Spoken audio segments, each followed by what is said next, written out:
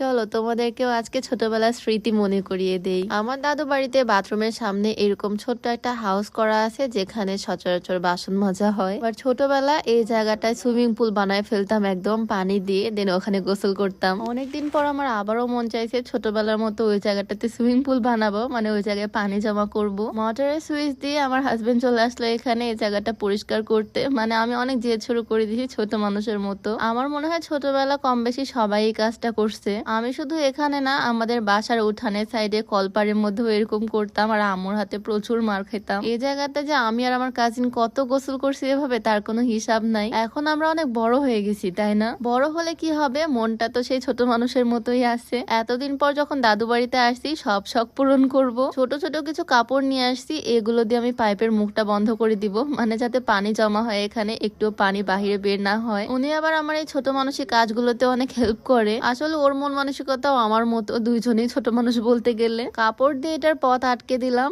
এখন এই জায়গাতে ইচ্ছা মতো পানি ভরবো আর ঝাঁপাবো, গোসল করব। আমি সাঁতার পারি না জন্য আম্মু ছোটবেলা থেকে কখনো গ্রামে আসলেও আমাকে পুকুরে নামতে দিত না, আর আমি এই জায়গাতে এভাবে পানি দিয়ে পুকুর বানিয়ে গোসল করতাম। আচ্ছা, তোমরা কারা কারা আমার মতো এইভাবে পানি জমাট করে গোসল করতে অবশ্যই জানিও। আমার তো মনে হয় এই কাজটা কম বেশি সবাই করছে, সব বয়সের সবাই করছে। দেখো অলরেডি পানি জমা হতে শুরু করে দিছে, আর পানি নিয়ে খেলতে আমার এত বেশি ভাল লাগে। ছোটবেলায় যখন এইভাবে পানি জমাট করে গোসল করতাম তখন ঘন্টার পর ঘন্টা পার হয়ে যেত, গোসল থেকে উঠতাম না, আম্মুর হাতে বকা খেতাম এই জন্য খুব। আর এখন বড় হয়ে গেছি তারপরও দেখো শখ থেমে থাকতেছে না, এখন পর্যন্ত এই ছোট মানুষগুলো আছে আমার মধ্যে। এই গরমের মধ্যে ঠান্ডা ঠান্ডা পানির মধ্যে ডুবে ডুবে গোসল করতেছি। এইটা বলতে গেলে একটা মিনি সুইমিং পুল হয়ে গেছে একদম। মোটরের পানি একদম মাটির নিচ থেকে আসে, ঠান্ডা ঠান্ডা পানি দিয়ে পুরো হাউসটা ভরাই ফেলছি। আর উপরে টাঙ্কিটাও ভরে গেছে, তাই উপর থেকে পানি পড়া শুরু হয়ে গেছে। এখন আমার মোটরটা বন্ধ করতেই হবে, কিন্তু সমস্যা নাই, এই পানির মধ্যে গিয়েও এখন আমি ভিজবো, গোসল করব।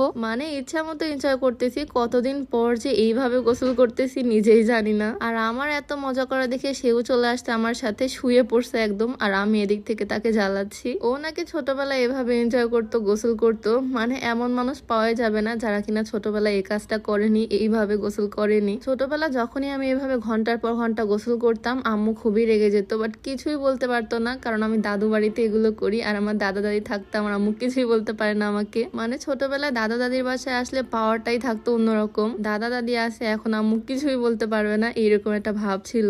যাই হোক, গোসল করা শেষে যে কাপড় দিয়ে আমি আটকাই দিছিলাম সে কাপড়টাও খুলে ফেললাম, এখন পানিগুলো সব চলে যাবে। অনেকদিন পর পানির মধ্যে এভাবে খেলতে মজা করতে খুবই ভাল লাগলো। তোমরা কারা ছোটবেলায় আমার মতো এভাবে করে মজা করছো অবশ্যই জানিও কমেন্টে। আমি তো আজকে অনেকদিন পর প্রচুর মজা করলাম। যাই হোক, সবাই ভালো থাকো, সুস্থ থাকো, বেশি বেশি এনজয় করো। দেখা হচ্ছে নেক্সট ভিডিওতে। আল্লাহ হাফিজ।